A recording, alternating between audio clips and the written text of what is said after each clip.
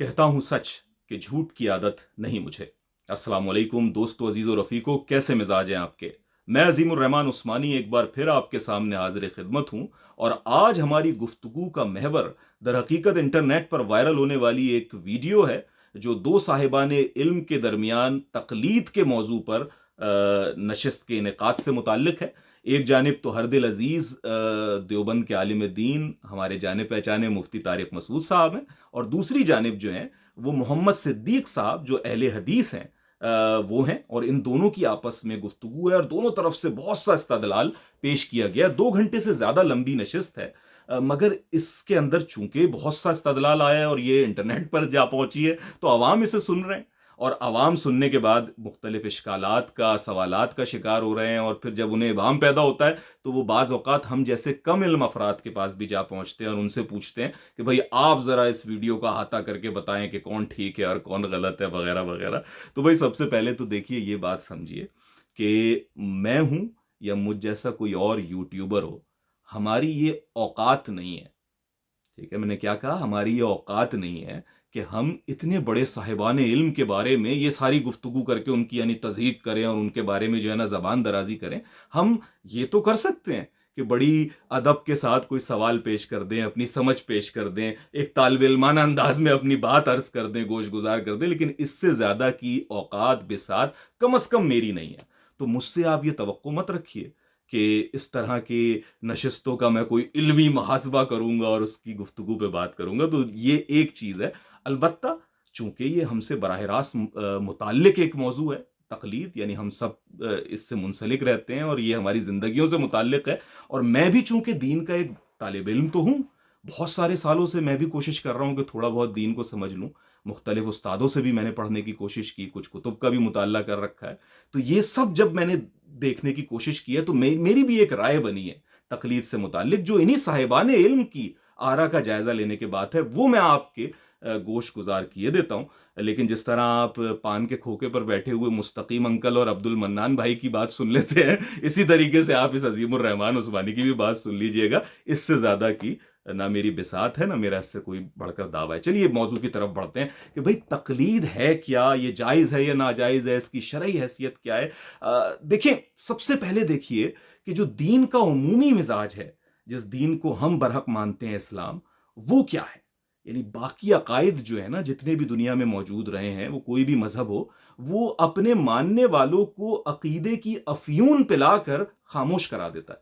यानी यहाँ मैं इंग्लैंड में रहता हूँ, तो यहाँ क्रिश्चियन मिशनरीज से आप सवाल पूछें तो बाज़ औक़ात वो कहते हैं कि जी no, don't ask questions, it's about faith, Holi spirit inside you. तो इस तरीके की वो गुफ्तगू करके सवालात की नफी कर रहे होते हैं, सोचने समझने की, तदब्बुर की नफी कर रहे होते हैं। वो कि सब नहीं, लेकिन ये कि एक बड़ी तादाद उनकी ये रवैया अपनाए होती है। लेकिन इस्लाम का मामला ये नहीं है।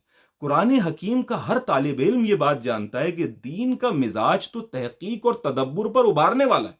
यानी वो ये कहता है, अफला ताकिलून, अकल इस्तेमाल नहीं करते, अफला यतदब्बिरून, पॉन्डर नहीं करते, don't you ponder, don't you ask questions, don't you think intellectually. क्या अंधे हो, क्या बहरे हो, क्या जानवर हो जिनको सुनाई नहीं दिखाई नहीं देता, तुम अल्लाह की आयत पर गूंगे बहरे होकर गिरते हो। इस तरीके के बयानात हैं, इस तरीके की आयत हैं, जो आपको, मुझको ये तरगीब देती हैं कि हम सोचें समझें। तो ये मिजाज है जो दीन हमें देता है। वो दलील पेश करता है, जवाब में दलील का तकाजा करता है। वो ये बताता है कि भाई अकाबिर परस्ती हो या जो है वो अपने आबा की परस्ती हो, ये सब हराम है। और इसके लिए लाजमी है कि इंसान जो है वो एक तहकीकी रवैया इख्तियार करे। अल्लाह ने जो अकल दी है, चाहे वो कल्ब की सूरत में हो या फवाद, जिसे उस बहस में हम नहीं जाते, इसमें भी उलमा का इख्तिलाफ है, लेकिन ये कि हमारा जो एक इंटेलेक्चुअल बीइंग है, उसका इस्तेमाल हो और उसके बाद हम अपने इस्तदलाल को कायम करें। हमें वो पूरे किस्से सुनाए जाते हैं, वो इब्राहिम अलैहिस्सलाम का इंटेलेक्चुअल जर्नी हो या बकिया तमाम बातें हो, तो ये सब किस लिए हैं? इसीलिए हैं कि हम ये जाने कि हमारे दीन की मजमूई स्पिरिट है कि हम चीजों को तदब्बुर और तफक्कुर के बाद तय करते हैं। तो ये एक बुनियादी पैगाम है। देखिए, एक और बात जो हम सब ये सुन रहे होते हैं कि भाई उल्मा को इज्तिहाद करना चाहिए। ठीक है, मैं कहता हूं भाई उल्मा को तो इज्तिहाद करना ही चाहिए, मेरी नजर में तो आवाम को भी इज्तिहाद करना चाहिए। आप ये कहेंगे कि अवाम को इज्तिहाद जायज नहीं है, मैं कहता हूं नहीं, अवाम के लिए इज्तिहाद लाजमी है। यानी ये इज्तिहाद कौन सा है? یعنی تھوڑی سی میں نے ادھر تھوڑی سی تیزی دکھائی ہے. اجتہاد سے میری مراد وہ اصطلاحی اجتہاد نہیں ہے، یعنی اس کے لیے مجتہد کی اپنی شرائط ہوتی ہیں. ٹھیک ہے، اس کا مختلف علوم پہ عبور، عربی زبان پر امور، بہت ساری اس کی شرائط ہیں. اس پر انشاءاللہ ایک الگ ویڈیو کریں گے کہ مجتہد کی کیا شرائط ہوتی ہے.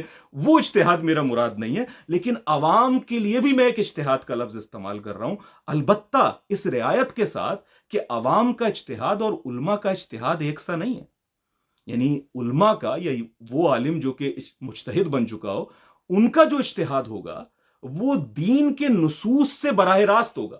یعنی وہ قرآن اور سنت سے براہ راست احکام اخذ کر کے بتا سکتا ہے کہ بھائی کیا دین کی منشا ہے یا کیا حکم جو ہے نا وہ اس سے نکالا جا سکتا ہے، کیونکہ وہ ان چیزوں کے اوپر دسترس رکھتا ہے، علوم رکھتا ہے.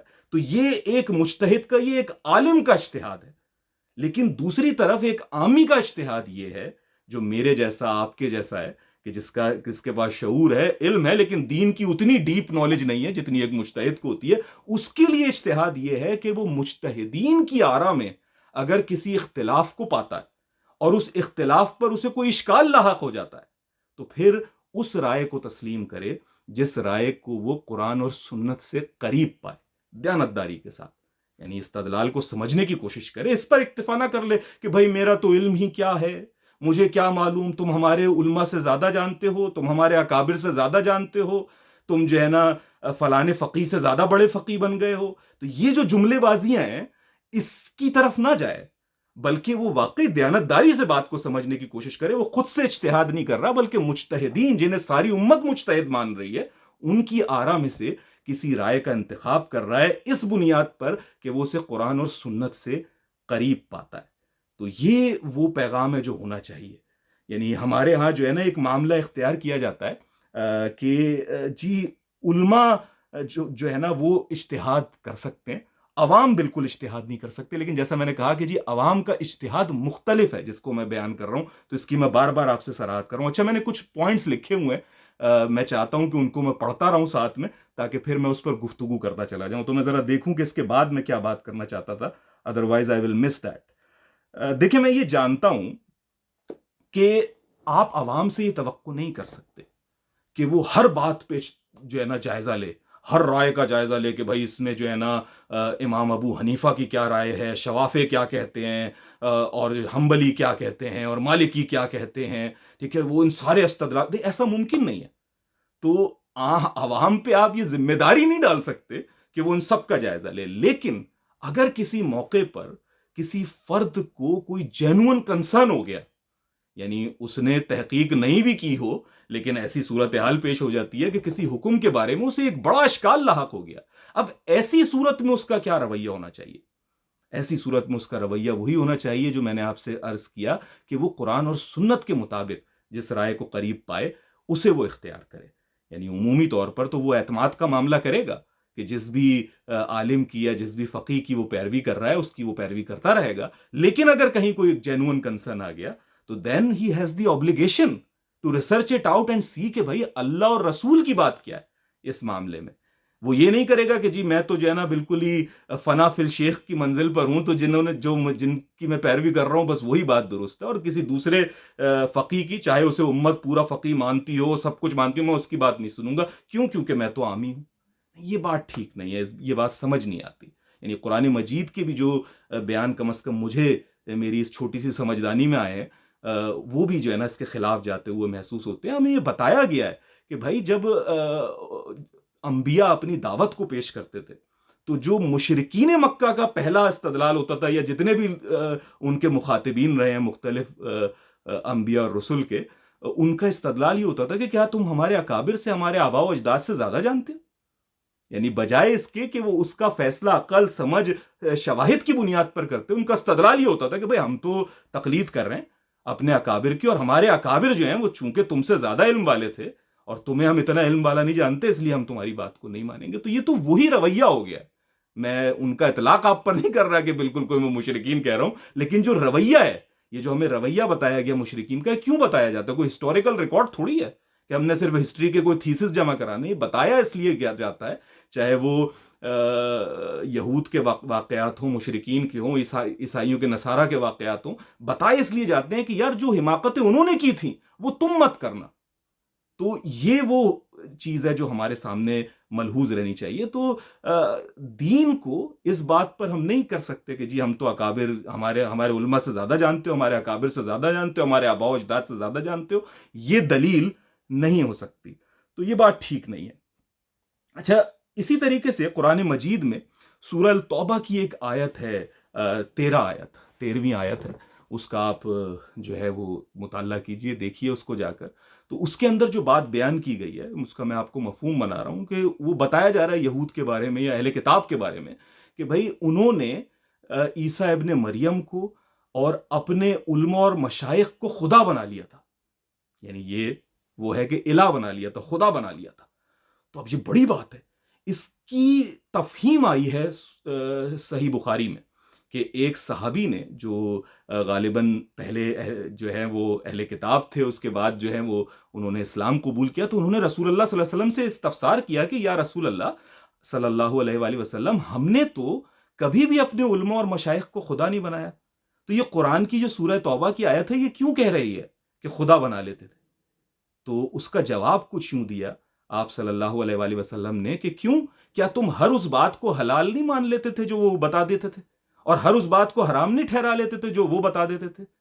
یعنی اس کا مفہوم کچھ یوں بن رہا ہے کہ بنا دلیل جو علماء نے کہہ دیا، چاہے کتاب صریحاً ان کے سامنے موجود ہو، استدلال سب کچھ موجود ہو، لیکن وہ ان علماء اور مشائخ کی پیروی میں اس سارے استدلال کو رد کر کے ان کے پیچھے چل پڑتے تھے. اب وہ چاہے وہ شرک بتائیں، چاہے وہ کوئی اور گمراہی بتائیں، وہ کہتے تھے جی ہمارے مشائخ ہیں، ہم ان کے اوپر چلیں گے. تو اس بات کو قرآن مجید کچھ یوں کہہ رہا ہے کہ انہوں نے اپنے علماء اور مشائخ کو الہ بنا لیا تھا، خدا بنا لیا تھا. یہ الہ کا لفظ وہی ہے جو لا الہ الا اللہ.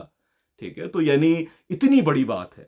تو ایک اندھی بہری پیروی کرنا نا، کہ جس میں آپ بس آپ کے سامنے اگر قرآن کی بھی کوئی آیت آ گئی اور صحیح حدیثیں بھی آ گئیں تو آپ نے کہا نہیں جی میں تو اپنے عالم پر فدا ہوں، ٹھیک ہے، اور انہی کی بات مانوں گا. تو یہ بات جو ہے آپ کو اس خطرے میں مبتلا کرتی ہے کہ کہیں آپ پر بھی یہی قدغن نہ لگ جائے، یہی معاملہ نہ ہو کہ انہوں نے بھی اپنے عالم کو یا علماء کو یا اپنے اکابر کو الہ بنا رکھا تھا.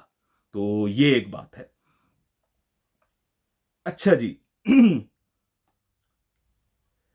یہ جو اعتراض کیا جاتا ہے نا کہ یار اگر ہم نے جو ہے وہ عوام کو یہ اجازت دے دی، ٹھیک ہے، کہ عامی کو اجازت مل گئی کہ بھائی وہ یہ فیصلہ کرے کہ وہ کون سے مجتہد کی رائے کو درست سمجھتا ہے اور اسے قبول کر لے، تو پھر تو وہ اپنے من کی کرے گا. یعنی یہ وہ پہلا جو ہے نا ایک ایکسکیوز یا ایک آبجیکشن کیا جاتا ہے جو تقلید کو پوری طریقے سے مانتے ہیں یا اس کی تبلیغ کر رہے ہوتے ہیں کہ بھائی یہ تو عوام کو چھٹی مل جائے گی اور وہ تو پھر اپنی خواہشات نفس پر چلیں گے. تو یہ استدلال میرے نزدیک تو بڑا ہی عجیب سا ہے. یعنی ایک بہت بودا سا استدلال ہے. دراصل آپ اپنے مخاطبین پر یا عامی پر یا عوام پر ایک پہلے سے آپ نے ایک بدگمانی قائم کر رکھی ہے ان کے بارے میں کہ بھائی یہ ان کے لیے دین کی اہمیت نہیں ہے.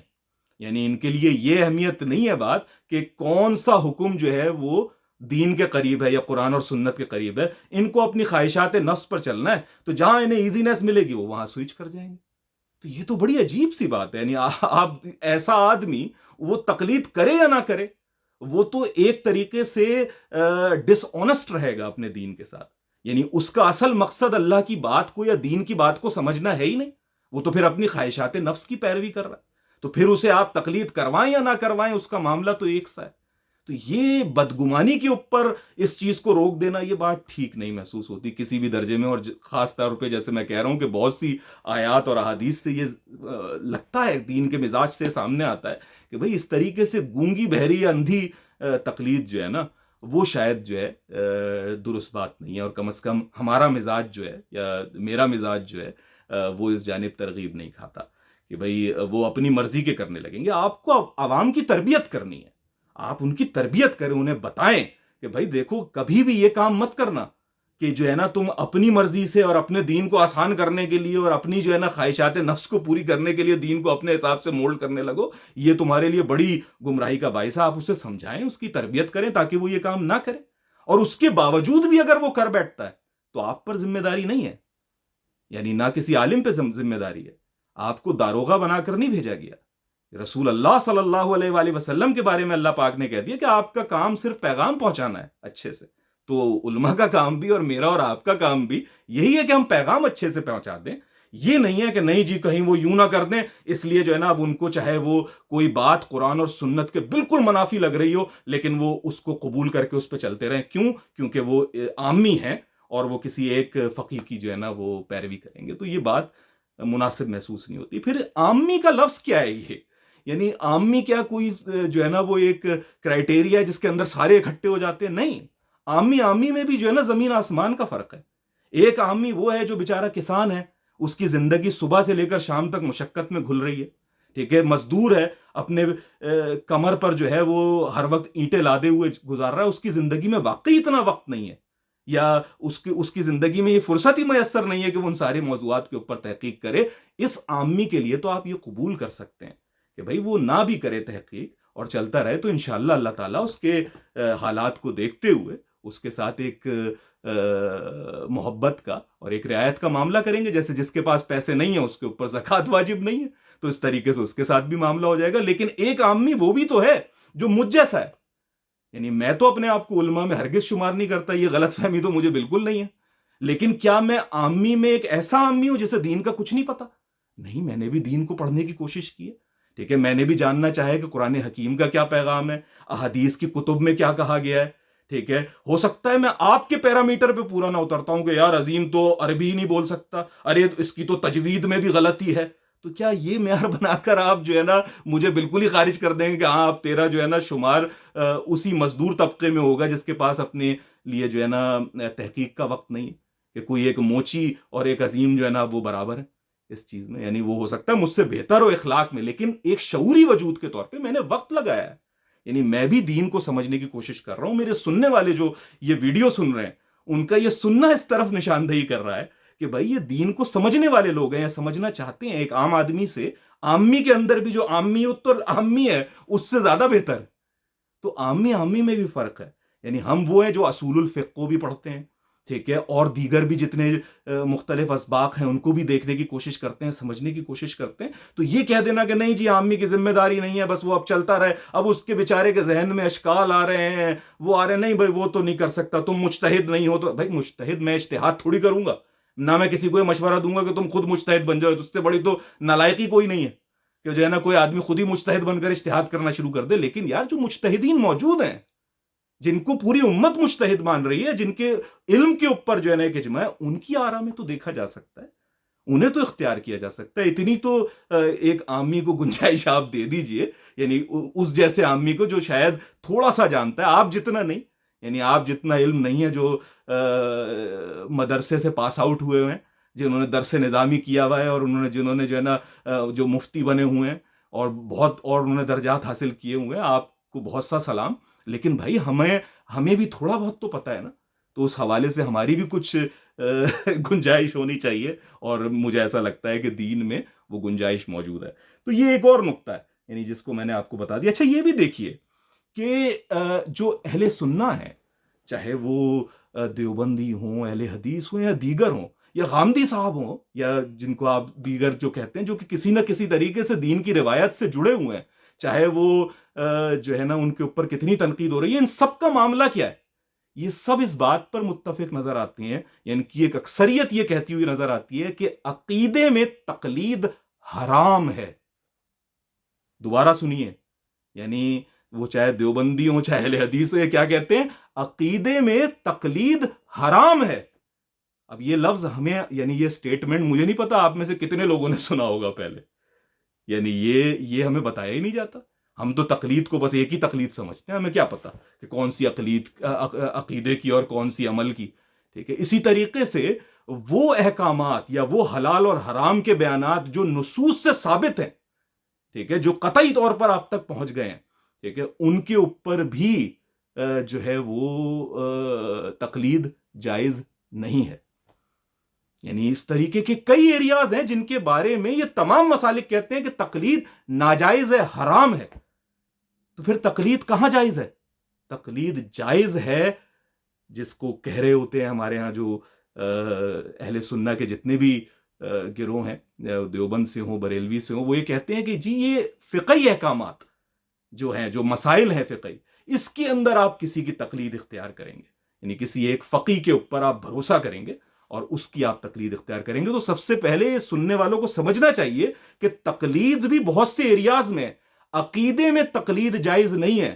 یعنی کوئی آپ کو یہ اگر بتاتا ہے کہ کسی کے سامنے سجدہ کیا جا سکتا ہے، آپ دیکھتے ہیں نا وہ طرح طرح کے جھولا کی ویڈیو آ رہی ہوتی ہے کہ وہ پیر جو ہے نا اپنے سامنے سجدے کروا رہا ہے یا عورتوں کو گلے لگا رہا ہے، اس میں وہ جائز ہی کر دیتے ہیں نا، اس کی باقاعدہ وہ دلیل دیتے ہیں اس میں، اور لوگ اسے مان لیتے، کہتے ہیں، وہ کہتے ہیں جی ہم تو تقلید کر رہے ہیں اپنے شیخ صاحب کی، اور اس کے اس میں حرام ہے اس آدمی کے لیے جو اس شیخ کی بات مان رہا ہے، کیونکہ عقیدے میں تقلید حرام ہے، عقیدے میں اس کو دیکھنا ہوگا کہ بھئی دین ہمیں کیا بتا رہا ہے، قرآن اور سنت سے آپ پر کیا بات ثابت ہو رہی ہے۔ تو یہ بات پہلے سمجھ لیجئے کہ امت کا جو اجماع ہے، یا یہ کہیے کہ جو اکثریت ہے، وہ تقلید کو صرف ایک چھوٹے سے دائرے کے اندر کہتی ہے کہ وہ جائز ہے، اور وہ کون سا ہے؟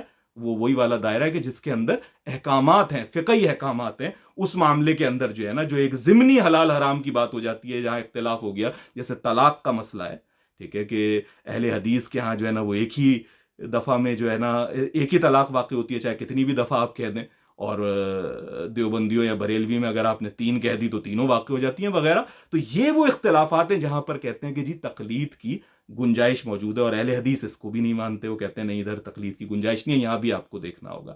تو یہ سمجھنے والی بات ہے، سمجھنے والا نقطہ ہے کہ تقلید بھی جو ہے نا وہ صرف ایک حلقے کے اندر جو ہے وہ جائز ہے۔ اچھا، پھر یہ دیکھیے کہ ایک حدیث بہت اہم ہے، متفقہ علیہ حدیث ہے، جو صحیح بخاری اور صحیح مسلم دونوں میں ہے، تو یعنی صحیح تو ہے ہی، صحیح الصحیح ہے کہ دونوں اس میں موجود ہے، بخاری اور مسلم میں، اور اس کا لب لباب یہ ہے کہ رسول اللہ صلی اللہ علیہ وسلم نے فرمایا کہ اجتہاد اگر آپ کا غلط بھی ہو جائے تب بھی ایک ثواب ہے، یعنی جو درست اجتہاد کرے گا، یعنی کچھ الفاظ اس کے یوں ہیں کہ جب کوئی فیصلہ کرنے والا فیصلہ دینے میں صحیح اجتہاد کرے تو اس کے لیے 2 اجر ہیں، ٹھیک ہے، اگر کوئی صحیح اجتہاد کرے، اس نے اجتہاد کیا اور وہ واقعی دین کے مطابق ہے، تو اس کے لیے 2 اجر ہیں، اور اگر کسی نے اجتہاد میں غلطی کی تو اس کے لیے بھی 1 اجر ہے۔ یعنی یہ نہیں کہا کہ جس نے غلط اجتہاد کیا اس کو اب جہنم میں ڈالا جائے گا، سزا دیجیے، نہیں، کیوں؟ کیونکہ اجتہاد میں دیانتداری سے ایک غلطی لگ گئی۔ مجتہد جب اجتہاد کرتا ہے تو وہ اپنی پوری کوشش کرتا ہے کہ وہ دین کی بات سمجھے، اس میں اس سے کوئی غلطی ہو گئی تو اللہ تعالیٰ یہ نہیں کہہ رہے کہ تمہیں اس کی پنشمنٹ ملے گی، وہ کہہ رہے تمہیں بھی اس کا ثواب ملے گا کہ تم نے کوشش کی ہے، لیکن اس کو زیادہ ملے گا جس نے صحیح اجتہاد کیا، تاکہ ایک ترغیب بھی رہے کہ بھئی ہم نے جو ہے نا وہ صحیح اجتہاد تک یا صحیح بات تک پہنچنی ہے۔ تو وہی جو میں نے کہا تھا کہ بھئی اجتہاد تو یہی ہے الفاظ میں، لیکن جیسے عوام کا اجتہاد میں کہہ رہا تھا، یہ میری اپنی ایک، میں نے آپ کو بتا دی ہے، اس کو دینی اصطلاح مت سمجھیے گا، میں بار بار وضاحت کر رہا ہوں، لیکن عوام کے اندر بھی آپ نے یہ دیکھنا ہے یار کہ آپ کس کو جو ہے نا منتخب کر رہے ہیں، کس کی رائے کو آپ لے رہے ہیں۔ جس طریقے سے آپ عالم کا انتخاب کریں گے کہ بھئی میں نے اس کی بات کو سننا ہے یا اس پر اعتماد ہے، اس کے بعد بھی آپ نے یہ دیکھنا ہے کہ اس اعتماد والے سے بھی کوئی ایسی بات سرزد ہو گئی، یعنی آپ نے اعتماد کر لیا، اعتماد تو دیوبندی نے بھی کیا ہوا ہے، بریلوی نے بھی کیا ہوا ہے، شیعہ نے بھی کیا ہوا ہے، اہل حدیث نے بھی کیا ہوا ہے، سب نے کیا ہوا اپنے اپنے عالم پر۔ تو اگر اس میں بھی کوئی ایسی بات آ گئی جو کہ نصوص کے خلاف جاتی ہوئی محسوس ہو رہی ہے، قرآن و سنت کے خلاف جا رہی ہے، تو ایسے میں چاہیے کہ آپ ایک لمحے کے لیے رکیے اور اس کا جائزہ لیجئے کہ بھائی دین اس کے بارے میں کیا کہتا ہے اور کون سی بات جو ہے وہ قرآن اور سنت کے قریب ہے۔ اسی کی جو ہے وہ میں آپ کے سامنے سورہ النساء کی ایک آیت کا ترجمہ پیش کر دیتا ہوں کہ اے ایمان والو، اطاعت کرو اللہ کی، اطاعت کرو اللہ کی، اور اطاعت کرو رسول کی، اور اطاعت کرو اولو الامر کی جو تم میں سے ہوں، اور اگر ان میں جھگڑا ہو جائے، یعنی ان تینوں کے درمیان کوئی جو ہے وہ تضاد پیدا ہو جائے، تو لوٹا دو اللہ اور رسول کی طرف، یعنی اولو الامر کو مائنس کر دو، اللہ اور رسول کی طرف لوٹ جاؤ، اگر یقین رکھتے ہو اللہ اور آخرت کے دن پر۔ گویا کہا جا رہا ہے کہ بھائی دیکھو، اطاعت کن تین کی کرنی ہے، اللہ کی کرنی ہے، رسول کی کرنی ہے، اولو الامر کی کرنی ہے، لیکن اگر اختلاف ہو جائے تو اولو الامر کو مائنس کر دینا، اللہ اور رسول کی جو بات ہے اس کو جاننا کہ وہ کون سی ہے اور اس پر عمل کرنا۔ یہ آپ کو صاف بتا رہی ہے۔ اولو الامر کون ہے، اس کے اوپر جو ہے وہ 2 رائے ڈومیننٹ ہیں ہمارے ہاں۔ ایک کہتے ہیں کہ جی اولو الامر سے مراد جو ہے نا وہ لوگ ہیں جو حکومت میں ہوتے ہیں، جو حکومت کر رہے ہیں، خلیفہ ہیں یا جو حکومت چلا رہے ہیں، یہ اولو الامر ہیں۔ دوسری رائے ہے وہ کہتے ہیں کہ اس میں علماء مراد ہیں، علماء اور مشائخ مراد ہیں، تو ہم کہتے ہیں اولو الامر میں دونوں مراد ہیں، ٹھیک ہے، دونوں کو ملا لیجئے کہ چاہے وہ حکومت کرنے والے ہوں چاہے وہ علماء ہوں، ٹھیک ہے، تو یہ دونوں کو بھی اگر آپ ملا لیں تو کہا کیا جا رہا ہے کہ اگر اختلاف ہو جائے ان تینوں کی اطاعت کرتے ہوئے تو اولو الامر کو مائنس کر دینا، یعنی حکمرانوں کو اور علماء کو مائنس کر دینا اور لوٹ جانا اللہ اور رسول کی جانب کہ کون سی بات اللہ اور رسول کے قریب ہے. تو یہ بات بھی ایک سمجھنے والی ایک پورا واضح اشارہ موجود ہے جناب. تو دیکھیں تقلید جو ہے نا وہ اپنی اصل میں کوئی مذموم شے نہیں ہے، کوئی بری چیز نہیں ہے. میں ہرگز یہ نہیں کہہ رہا کہ جی تقلید کوئی بری ہے اور جی تقلید آپ کر ہی نہیں سکتے، لیکن تقلید سے مراد کیا ہے اور اندھی تقلید اور ایک شعوری تقلید میں کیا فرق ہے یہ جاننا بڑا اہم ہے. یعنی ہر شخص وہ چاہے عالم ہو یا جاہل ہو یا کسی بھی مسلک سے ہو، وہ اہل حدیث ہی کیوں نہ ہو معذرت کے ساتھ اہل حدیث دوستوں سے، وہ مقلد ہوتا ہے. یعنی ہر انسان کسی نہ کسی درجے مقلد ضرور ہوتا ہے، لازمی ہوتا ہے، بڑے سے بڑا عالم ہی کیوں نہ ہو. یعنی وہ امام ابن حزم رحم اللہ کیوں نہ ہو یا امام ابن تیمیہ رحم اللہ کیوں نہ ہو، وہ بھی مقلد ہوتے ہیں.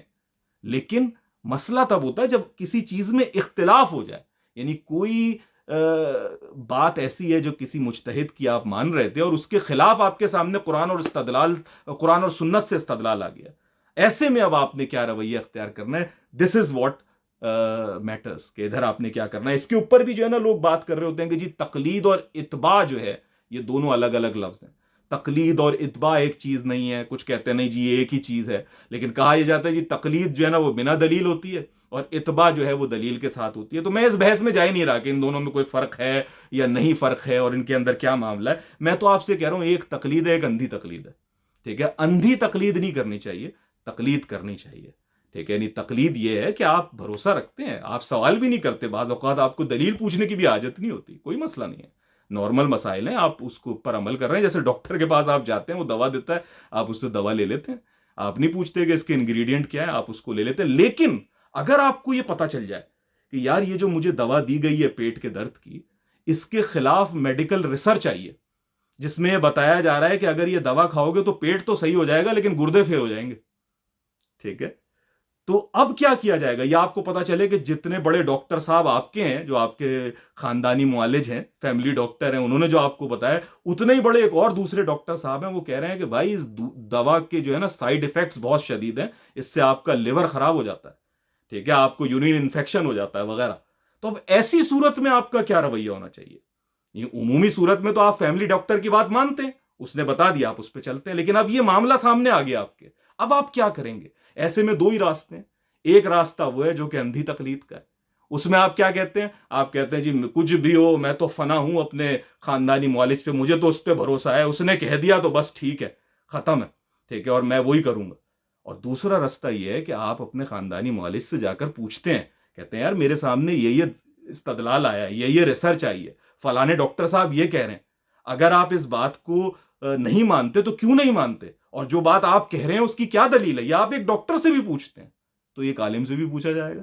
یعنی کسی بات میں اگر اختلاف ہو گیا تو آپ پوچھیں گے اس بارے میں کہ ہاں بھائی کیا معاملہ ہے. اب میں ہوں، مجھے آج تک اللہ کا شکر ہے نہ یہ معاملہ پیش آیا، نہ اللہ کرے کبھی پیش آئے کہ طلاق کا مسئلہ، کہ بھائی طلاق جو ہے نا وہ تینوں ایک دفعہ میں ہوتی ہیں کہ وہ ہوتی ہیں جو بھی اس کے اندر، تو اس کے بارے میں کیا میں ابھی سے تحقیق کر کے نہیں رکھ سکتا کہ بھئی میں پہلے سے تحقیق کر کے رکھوں کہ بھئی کون سی رائے کو میں قرآن اور سنت کے قریب پا رہا ہوں اور اسے میں اختیار کر لوں کہ ہاں بھئی مجتہدین کے اندر یہ موجود ہے وغیرہ.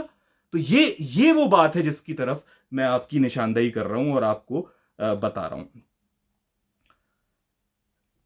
جو یہ بات کہی جاتی ہے نا قرآن مجید میں بھی ہے کہ بھئی اس بات پر نہیں چلو جس کا تمہیں علم نہ ہو، ٹھیک ہے. تو یہ بھی اسی اس میں جاتی ہے کہ بھئی آپ کے پاس علم ہونا چاہیے، آپ کے پاس دلیل ہونی چاہیے. تو وہ بات بھی جو دوسری ایک آیت ہے میرے خیال سے جو میں نے لکھی تھی سورہ الانبیاء کی 112 آیت ہے کہ ہم نے تم سے پہلے مرد ہی بھیجے جن کی طرف ہم وحی کرتے تھے، تو اے لوگو علم والوں سے پوچھو اگر تم نہیں جانتے.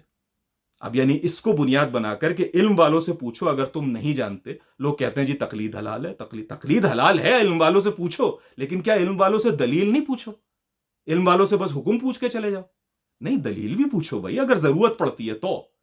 عام طور پہ ضرورت نہیں ہے. ایسے آپ کو بہت سے واقعات مل جاتے ہیں کہ بھائی صحابی نے رضی اللہ تعالیٰ عنہ نے کسی تابعی کو بتایا, انہیں کوئی ایسی حاجت نہیں ہوئی کہ اس کے بارے میں دلیل پوچھی جائے, انہوں نے بس اشکال نہیں تھا وہ چلے گئے. اور یہ بھی مل جاتی ہے کہ پلٹ کر پوچھ لیا کہ اس کی کیا دلیل ہے, ٹھیک ہے, یا مجھے دلیل ایکسپلین کر دیں یا بتا دیں, یا اس صحابی نے خود بتا دی. تو یہ دونوں طرح کے واقعات آپ کو جو ہے نا وہ تھوڑے بہت تفادت سے مل جاتے ہیں. اصل بات یہ ہے کہ سائل کے اندر یا پوچھنے والے کے اندر جو ہے وہ کوئی اشکال موجود ہے کہ نہیں. اگر اشکال موجود نہیں ہے, ابہام موجود نہیں ہے, اور وہ سامنے والے پر اعتبار کر کے اس کی بات کو قبول کر رہا ہے تو ٹھیک ہے. لیکن اگر کوئی اشکال اور ابہام پیدا ہو گیا, اب اس کو وہ زبردستی ختم کر رہا ہے گن پوائنٹ پہ کہ نہیں میں تو پوچھوں گا ہی نہیں کیونکہ میں تو عامی ہوں, مجھے تو اجازت ہی نہیں ہے, یہ بات پھر جو ہے نا وہ پرستی میں چلی جاتی ہے. یعنی جیسے کہتے ہیں نا بھائی وطن سے محبت بری چیز نہیں ہے, وطن پرستی غلط ہے. کسی شخصیت سے محبت بری چیز نہیں ہے, شخصیت پرستی غلط ہے.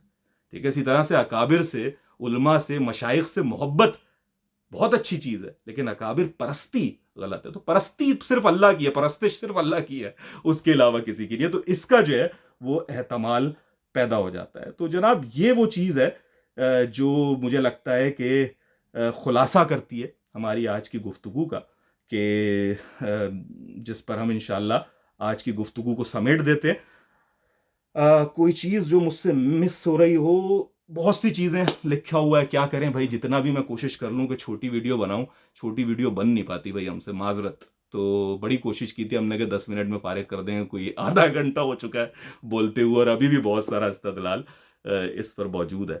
لیکن بہرحال میرے خیال سے جو بات کہہ رہی تھی وہ مکمل ہو گئی. اس کو اگر ہم سمرائز کریں تو اس کو یوں سمجھ لیجئے کہ بہت ساری چیزیں ایسی ہیں جس کے بارے میں سب یہی کہتے ہیں کہ اس میں تقلید ناجائز ہے, حرام ہے. یعنی عقائد میں تقلید حرام ہے, ٹھیک ہے, یا کوئی بات اگر نصوص سے, تواتر سے قطعی طور پر کوئی بات ثابت ہو گئی ہے اور اس کے اندر آپ جو ہے نا وہ کوئی دوسرا بات کہہ رہا ہے جو اس کے خلاف بات کہہ رہا ہے اور آپ اس کی تقلید کرتے ہیں تو یہ ناجائز ہے. ٹھیک ہے, تو تقلید بہت سے ایریاز میں ناجائز ہے سب کے نزدیک, دیوبندی, بریلوی, اہل حدیث, سب کے نزدیک ان معاملات کے اندر تقلید ناجائز ہے. البتہ جو فقہی امور ہیں, جو احکامات ہیں اس معاملے میں, جو مجتہدین یا اجتہاد کا جو ایریا ہے, اس اجتہادی معاملات کے اندر جو ہے وہ تقلید جائز ہے, اس رعایت کے ساتھ کہ آپ تقلید کرتے رہیں, اعتبار کرتے رہیں, اعتبار پر چلتے رہیں. لیکن اگر کسی موقع پر کوئی بات آپ کو جینوئن کنسرن بن کر سامنے آ جائے, قرآن اور سنت اس کے سامنے آ کھڑی ہو, تو پھر اس کے بارے میں تھوڑا سا توقف کیجئے, تحقیق کیجئے اور پھر اس بات کو قبول کیجئے.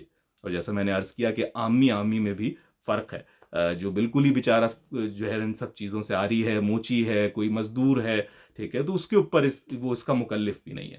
لیکن وہ آدمی جس نے ماسٹرز کر رکھا ہے, جو بہت ساری ڈگریاں کیے بیٹھا ہے, ہر چیز میں وہ سوچتا ہے, دماغ لگاتا ہے, یہاں پر وہ کہے جی میں اپنے دماغ کو جو ہے نا گولی مار دوں گا اور میں بس صرف بالکل وہ گھوڑوں کی طرح وہ لگا کے سیدھا سیدھا چلتا رہوں گا, ایسا ممکن ہی نہیں ہے. یہ تقاضا بس ہے, اور اگر آپ یہ تقاضا کریں گے بھی تو لوگ اس پر عمل نہیں کر پائیں گے, کیونکہ یہ ہماری عقل اور فہم کی تردید کرتا ہے. اسی کے ساتھ بھئی آج کی نشست کا اختتام کرتے ہیں. ایک دفعہ پھر طوالت کے لیے معذرت. اپنے بھائی دوست عظیم الرحمن عثمانی کو اجازت دیجیے. السلام علیکم ورحمۃ اللہ وبرکاتہ.